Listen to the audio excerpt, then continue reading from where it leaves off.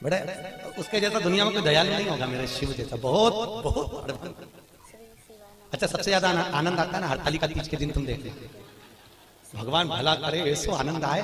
इतनी बड़ी थाली में केला के पत्ते के ऊपर बालू रेत का शंकर जी बनाए और पूरे मोहल्ले की माताएं थाली भर भर के सामान लाए और ऐसी पल्लू ले लेके माताएं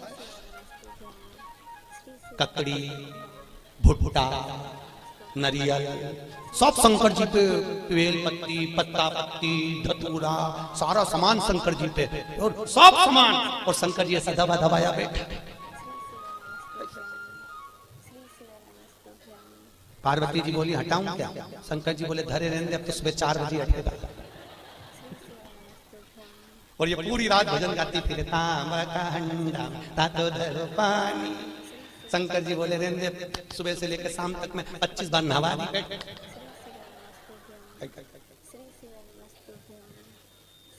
और बोलती जा नीन आए भोला नवा के देऊंगी।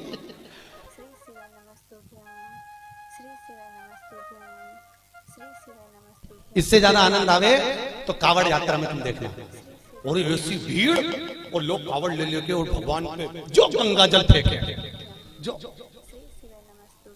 यहाँ की कावड़ तो हमने नहीं देखी कि यहाँ पर पानी कैसे चढ़ाने देते हैं, पर काशी में तो ऐसी भीड़ आती है और गंगा जल ले लेके पानी भगवान शंकर पे फेंकते हैं, और कहीं कहीं का तो गंगा जल ही। और पार्वती जी माँ पीछे कांच में बैठी और बैठी बैठी के भोलेनाथ जी क्या स्थिति है। शंकर भगवान बोले आन दो, अपन तो बैठे।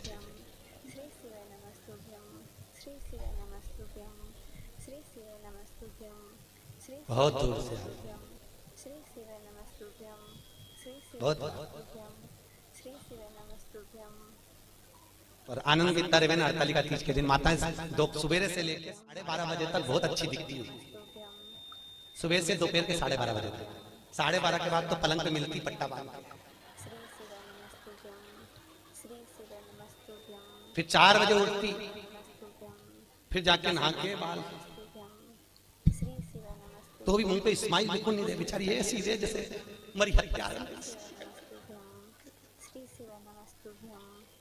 और फिर भी फोन लगा के पूछते थे चाची जी पंडित जी कितनी बजे आए, पंडित जी कितनी बजे आए।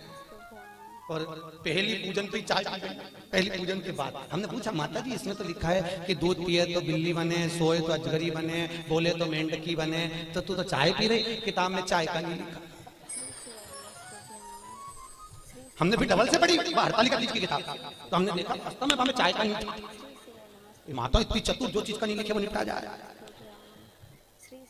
इसलिए किताब छापने वाले ने भी अच्छा करा, सब चीज लिख दी, सोए दूध पिए तो ऐसा, बेचारे को नहीं मालूम होगा कि चाय भी चलेगी तो भी लिख देता है।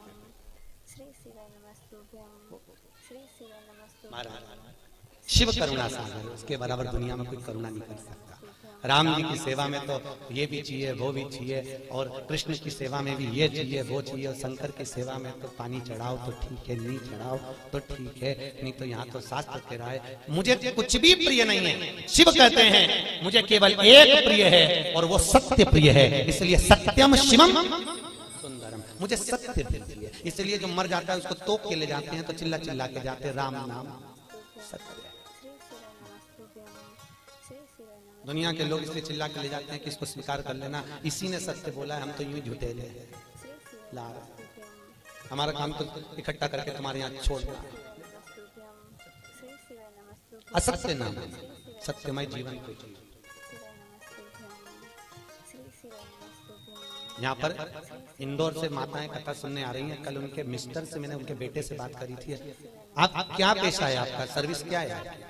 कहीं इंदौर कोर्ट में हम वकील हैं, ठीक है।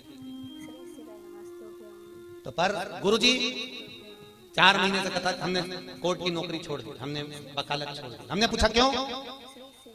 शिव महापुराण की कथा में आप बोलते हो कि सत्यमय जीवन जियो, और वकील बन जाते हैं तो इतना झूठ बोलना पड़ता है, इतना झूठ बोलना पड़ता है, परिवार चलाना पड़ता है। आज भी वो माताएं आई हैं, आज भी भैया आया होगा कि नहीं आया होगा, आया कैसे आए, आज भी वो कथा में आया, गुरुजी मैं दूसरी नौकरी कर लूंगा पर झूठ बोलने की नौकरी नहीं चाहिए, क्योंकि मुझे जाना उसके पास में है तो मुंह भी उसको दिखाना पड़ेगा। और अगर मेरी जिंदगी, और आपसे भी निवेदन है, तुम झूठ बोल रहे हो अपने परिवार को पालने के लिए चलेगा, पर थोड़ा सा सत्यमय जीवन जी लो, हफ्ते भर में एक दिन ऐसा बनाना जिंदगी में कि आज मैं दिन भर झूठ नहीं बोलूंगा, चाहे मोबाइल हो चाहे परिवार हो, बिगड़े काम बिगड़ जाए पर झूठ नहीं बोलूंगा। अपने जीवन को आज मैं सत्य में जीऊंगा। केवल सत्यनारायण की कथा कराने से, शंकर पे पानी चढ़ाने से शंकर नहीं मिलेगा भाई। थोड़ा जीवन को सत्य में जीना पड़ेगा। बहुत जीवन को तुमसे नहीं बनता, स्पष्ट कह दो मेरे से ये काम नहीं बनता, बनता तो करो सत्य में जीवन जियो, झूठ नहीं, झूठ नहीं। मेरे को आता ही नहीं, जो आता वो आया सामने आया, जो चीज है वो सामने।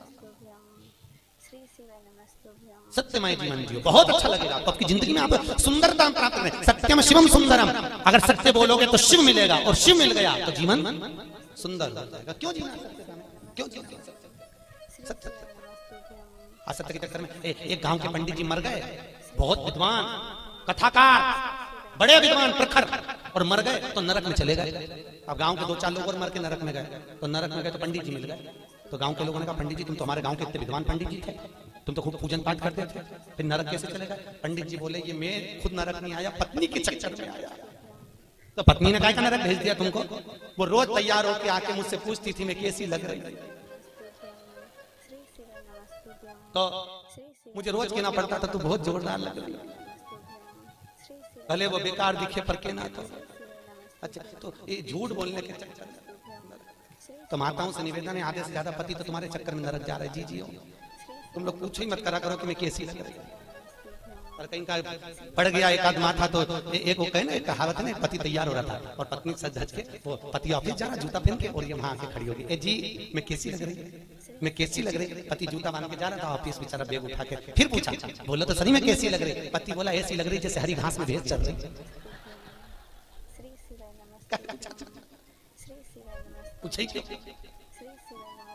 भगवत तत्व की शरणागति है महाराज। जीवन में थोड़ा सत्यमय जियो, सत्यम शिवम।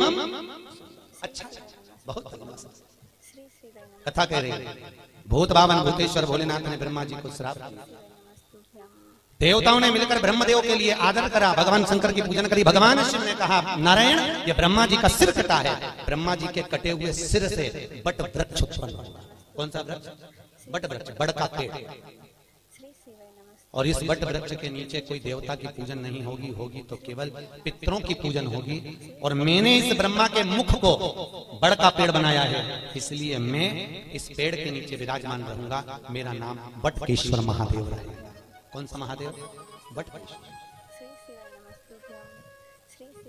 यहाँ पर भी होंगे बटकेश्वर महादेव, कहीं ना कहीं। महाराज बड़केश्वर महादेव, जो घर में चिड़चिड़ापन रहता है, क्रोध रहता है, झगड़ा होता है, क्लेश मचा होता है, घर में शांति नहीं रहती, तो बड़केश्वर महादेव के मंदिर में जो जलाधारी होती है, उस जलाधारी में अपना नाम और गोत्र बोलकर बेलपत्री की डंडी को फंसाकर उसमें 1 लोटा पानी और दूध चढ़ाकर आ जाइए, घर में शांति हो जाती है, कभी क्लेश नहीं मचेगा। सोमवार की अष्टमी के दिन यह क्रम किया जाता है। कौन से दिन? जम के बोलिए। सोमवार की अष्टमी, बटकेश्वर महादेव के मंदिर। शिव भगवान ब्रह्मा का मुख बड़का हो। समय आया, ब्रह्मा जी ने सृष्टि की रचना आगे बढ़ गई। भगवान विष्णु ने ब्रह्मा जी से कहा ब्रह्मदेव सृष्टि की रचना करिए। शंकर जी से पूछा ब्रह्मा जी ने सृष्टि कैसी रचना है? भगवान भोलेनाथ ने अपना अर्धनारेश्वर स्वरूप का दर्शन दिया। आधा पुरुष आधा स्त्री, आधा शिव आधा पार्वती के रूप में भगवान दर्शन दिए और कहा इस रूप को ब्रह्मा जी देख लो और ऐसी सृष्टि की रचना कर दो। आधे पुरुष आधे स्त्री बना दो। ब्रह्मा जी पुरुष और स्त्री का निर्माण कर रहे थे। उन्होंने कहा, शंकर जी ने कहा आधा पुरुष आधा स्त्री बना दो, तो ब्रह्मा जी ने दोनों को भेले करके बना दिया। शंकर जी और पार्वती जी का जो स्वरूप का दर्शन करा तो पुरुष और स्त्री को दोनों को जोड़कर बना दिया। जैसे जोड़कर बनाया तो ब्रह्मा जी ने चारों तरफ किन्नरी किन्नर उत्पन्न कर दिया। चारों तरफ किन्नरों की सृष्टि हो गई।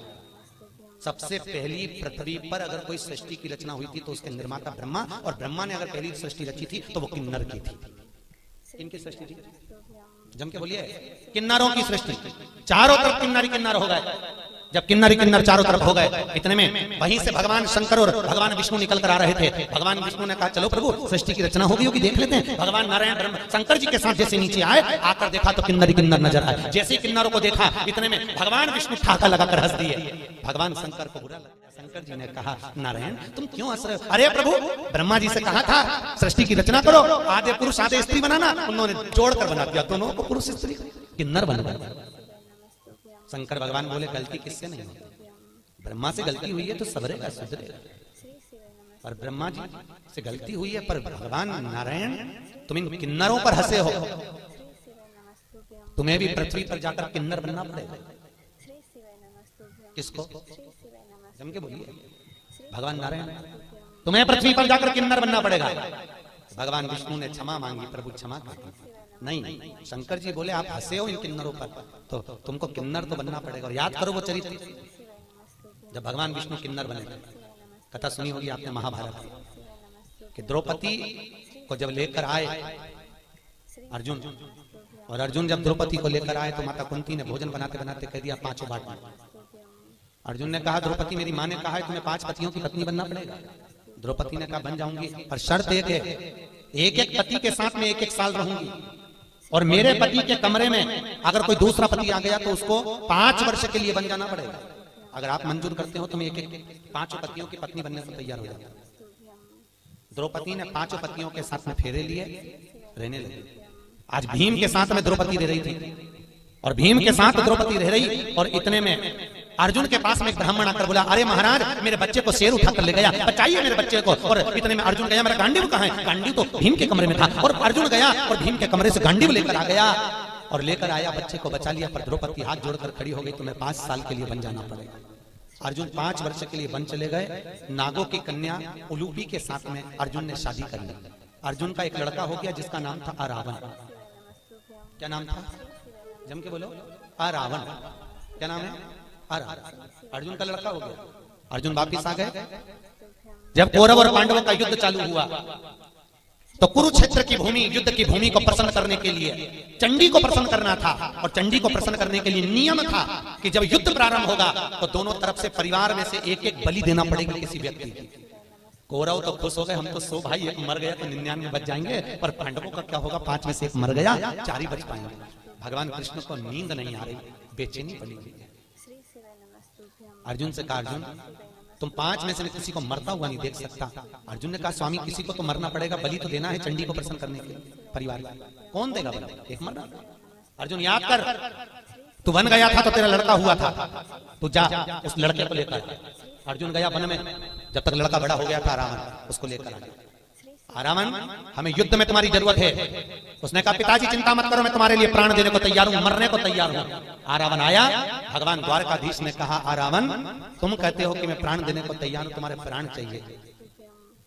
आरावण कहता है युद्ध के मैदान में मैं मरने को तैयार हूं दादा, मैं मर जाऊंगा। भगवान कृष्ण ने कहा युद्ध के मैदान में तुमसे युद्ध नहीं लड़वाना, चंडी को प्रसन्न करने के लिए कौरव और पांडवों में से एक बलि जाना है। कौरव अपने भाई की बलि दे रहे हैं तो हमको तुम्हारी बलि देना है। रावण कहता है दादा मरने को तैयार हूं, परंतु एक दिक्कत है। क्या? अगर मैं कुंवारा मर गया तो ना तो मुझे पिंड मिलेगा ना मुझे तर्पण मिलेगा। 16 सनात का भोजन कभी कुंवारे मरे हुए व्यक्ति को प्राप्त नहीं होता। जो कुंवारी अवस्था में मर गया, ना तो मुझे पिंड मिलेगा ना तर्पण मिलेगा। मैं आहूत बन जाऊंगा, मैं वासुक बन जाऊंगा, मैं फिरता फिरूंगा प्रेत योनि में, मेरी मुक्ति नहीं होगी। एक काम करिए मेरी शादी कर दो, फिर मैं मर जाऊंगा। भगवान ने कहा अर्जुन देखो कल इसकी बलि चढ़ना है और एक रात के लिए इसकी शादी करना है, जल्दी लड़की ढूंढो। पूरे हस्तिनापुर में लड़की ढूंढी पर लड़की नहीं मिली। रात्रि के 11 बज गई, कन्या प्राप्त नहीं हुई। भगवान को चिंता लग गई अगर इसका विवाह नहीं होगा तो ये मरेगा नहीं, और मरेगा नहीं तो बलि कौन की चढ़े। तो भगवान कृष्ण को याद आया कि मुझे शंकर जी ने किन्नर बनने का श्राप दिया था। शंकर भगवान के वचन को निभाने के लिए भगवान एक रात के लिए उस आरावण की पत्नी बन गए। आज भी किन्नरों की शादी होती है एक घड़े से, एक रात का विवाह होता है उनका। उस घड़े का नाम रहता है आरावण। क्या नाम है? किन्नरों के पति का नाम है आरावण। उस घड़े से विवाह होता है, फिर घड़े से ही वो मांग भरते हैं, घड़े से ही मंगल सूत्र पहनते हैं। इसलिए हमारे यहाँ किन्नर मांग भी भरते हैं, मंगल सूत्र भी पहनते हैं, हाथ में चूड़ी पहनते हैं, पाँव में बिछूड़ी पहनते हैं। तो कई लोगों के मन में आता है इनका पति कौन है? इनका पति आरावण। एक रात्रि का विवाह किया जाता है इनका, एक रात। और उस आरावण का विवाह भगवान द्वारकाधीश के साथ में हुआ। किन्नर भगवान को बनना पड़ा, प्राण छूटे उस आरावण के। भगवान फूट फूट कर रोए। भगवान ने ये लीला शिव जी के वचन को निभाने के लिए।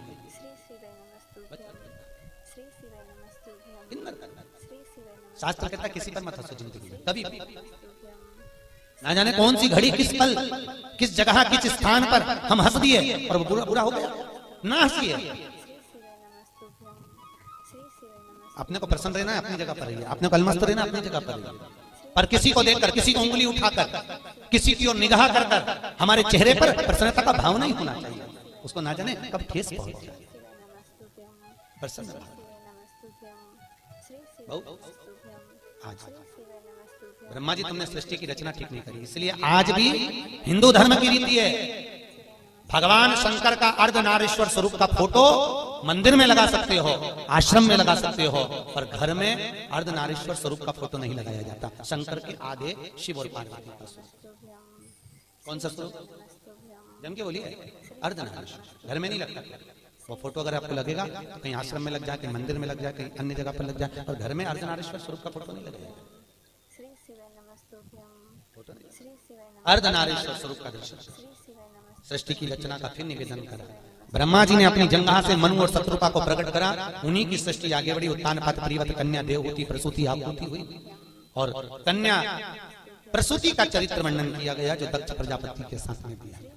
माता प्रसूति के गर्भ से कई बच्चों का जन्म हुआ, कई बच्चों ने जन्म लिया, पर जितने बच्चे लड़कों ने जन्म लिया उनको देवर्षि नारद ने सत्कर्म में लगा दिया, सबको भजन में लगाया, कीर्तन में लगाया, सबको सत्संग में। 60 कन्याओं का जन्म हो गया।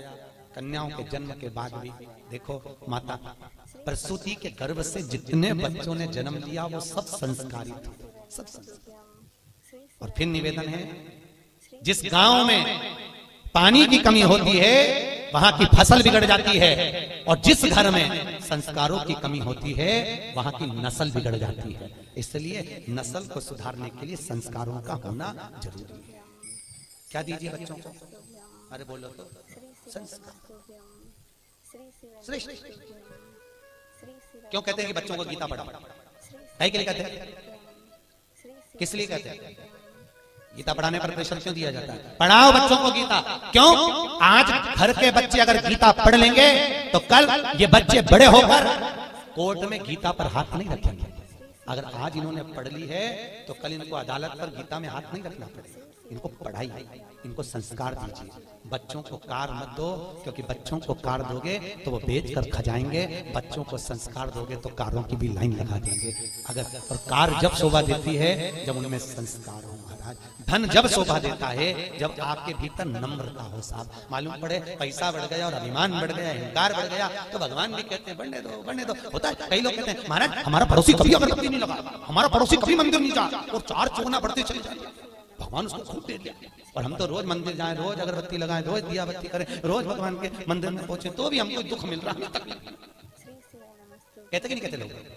हम ही कष्ट में, हम ही परेशान। हम मंदिर जाते हैं, हम मंदिर जाएं तो भी हम परेशान, और हमारा पड़ोसन, हमारी देवरानी, हमारी जेठानी, हमारे रिश्तेदार कभी मंदिर नहीं जाते, तो बढ़ते जाइए। तो ये चरित्र शिव महापुराण में लिखा। एक बार भगवान विष्णु देवर्षि नारद के साथ पृथ्वी पर निकले। अच्छे से समझ लेना कि तुम्हें दुख क्यों मिल रहा है, और जिसको भगवान ने दिया तो उसको और क्यों दे दिया। अच्छे से समझ। विष्णु और लक्ष्मी, विष्णु और नारद निकले। निकलते समय नारद जी ने भगवान नारायण से कहा मुझे भूख लग रही है बहुत। भगवान ने कहा मुझे भी भूख लग रही है। सामने सेठ जी का घर है, चल वहां से कुछ खा लेते हैं। सेठ जी क्या पहुंचे? ब्राह्मण का रूप रखा। सेठ जी भिक्षाम देही, सेठ जी भिक्षाम देही। सेठ जी पान चबाते चबाते बाहर निकल कर, क्या है? हमें भूख लग रही है महाराज, कुछ होए तो दे दीजिए। सेठ जी बोले तुम्हारा बाप रख के गया जो तुमको दे दो, निकलो यहां से बाहर, फिर फोकट का है, चलो। सेठ जी ने धक्के मारकर निकाल दिया। नारद जी भगवान नारायण से बोले प्रभु बहुत घोर अपराध हुआ है, अपना अपमान हुआ है, श्राप दो इसको, देव श्राप। ये सेठ कंगाल होना चाहिए, भिखारी होना चाहिए, देव श्राप। भगवान नारायण ने पीछे मुड़कर देखा, दोनों हाथ उठाकर कहा जा 4 चौगुनी लक्ष्मी और बढ़े, तू और करोड़पति बनता चलेगा, और धनपति बने। देवऋषि नारद ने भगवान विष्णु को देखकर कहा उसने तुम्हारा अपमान करा, उसने तुम्हें अपशब्द कहा, और तुम उसको क्या करो 4 चौगुनी लक्ष्मी और बढ़े, वो पहले से तो सेठ और सेठ बन जाए। हाँ बनने दे, चल। नारद जी को बुरा लग गया और आगे गए। भगवान की भूख लग रही, क्या करें? सामने बुढ़िया का मकान था, झोपड़ा। आवाज लगा, माँ भैया हमको भूख लगी है। माता जी ने आकर आसन बिछाया, बिछाकर कहा मैं तुम्हारे लिए पानी लाती हूँ, पानी ला। क्या बात है? हमको भूख लग रही है। बूढ़ी अम्मा ने कहा महाराज जी हमारे यहाँ तो कुछ है नहीं, केवल एक गाय है, उसी गाय का दूध मैं लेती हूँ, उसी गाय का दूध बचा है, तुम दोनों ले लो। अभी लाती हूँ। गौ माता का दूध लाकर भगवान नारायण और नारद को दिया, दोनों ने पिया, पीकर चले। नारद जी ने कहा कितनी अच्छी माता है, कितनी सेवा करिए प्रभु, इसको आशीर्वाद दीजिए, खूब आगे बढ़े। बेचारी के यहाँ कुछ भी नहीं है, केवल एक गाय है, केवल एक गाय, आप आशीर्वाद दीजिए। भगवान ने पीछे पलट कर देखा, दोनों हाथ उठाकर भगवान विष्णु बोले, जा तेरी गाय मर जा, जा तेरी गाय मर जा। पहले से दुखी थी, देवऋषि नारद को बुरा लगा। नारद जी ने कहा प्रभु जिसको तुमने अपशब्द कहना था उसको अपशब्द नहीं कहा, और बेचारी बुढ़िया ने तुमको दूध पिलाया, बेचारी बुढ़िया ने तुमको पानी पिलाया, और तुम उससे कहते हो उसकी एक गाय और वो नहीं मर जाता, क्यों? भगवान बोले नारद तू मेरी लीला कभी नहीं समझ सकता, नारद तो मेरी लीला को नहीं समझ पाए। नारद ये जो बुढ़िया है ना, ये दिन रात मेरा भजन करती है, दिन रात मुझको भजती है, और अंतिम में इसके जब प्राण छूटेंगे, अगर इसकी गाय जीवित रहेगी तो इसके प्राण उसमें अटके रह जाएंगे, मेरी गाय किसके पास जाएगी, कसाई में काट दे ना जाने के, तो मैं इसके मरने से पहले इसका जंजाल मिटाना चाहता हूँ, इसलिए मैंने कह दिया तेरी गाय मर जा, तुम निर्मल मन से मेरे पास मेरी होकर तो दूसरा जन्म नहीं होगा। और सेठ जी को धन बढ़ने का इसलिए कहा, अभी तेरे पास धन था और करोड़पति बन जा, तू पैसे को जोड़ जोड़ के जब मरेगा तो सांप बन के उसी घर में बैठा रहेगा, मेरे पास तक नहीं आएगा, बैठ और जोड़ और बड़े और बाद में सब बने मेरे पास इसको दिया। कई लोग हमको मकान दिखाने ले जाते महाराज, कई लोग जैन साहब कई लोग मकान दिखाने ले जाते हैं, और मकान दिखाने जब ले जाते हैं ये हमारे बड़े बेटे का रूम है, अच्छा ये छोटे का बेडरूम, अच्छा और ये मंजिले, अच्छा ये बेटी का, महाराज ये रूम हम अच्छा, और उसी रूम में हॉल में एक छिपकली चिपकी थी। कौन चिपकी थी?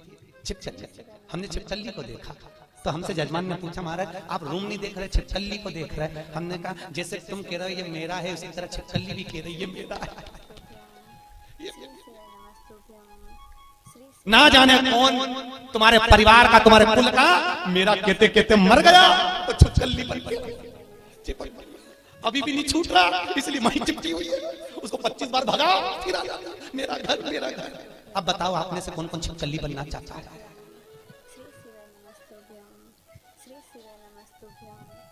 अरे बोलो तो जी, मोहनपुरा की जी हो,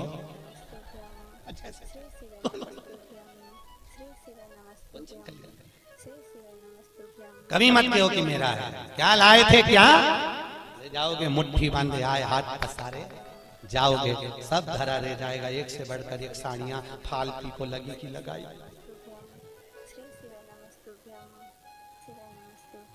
फिर जाते जाते ऊपर से याद आएगी पीली वाली तो पीली,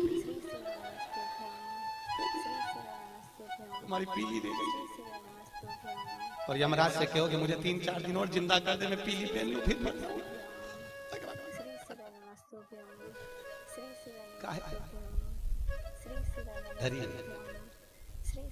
पड़ी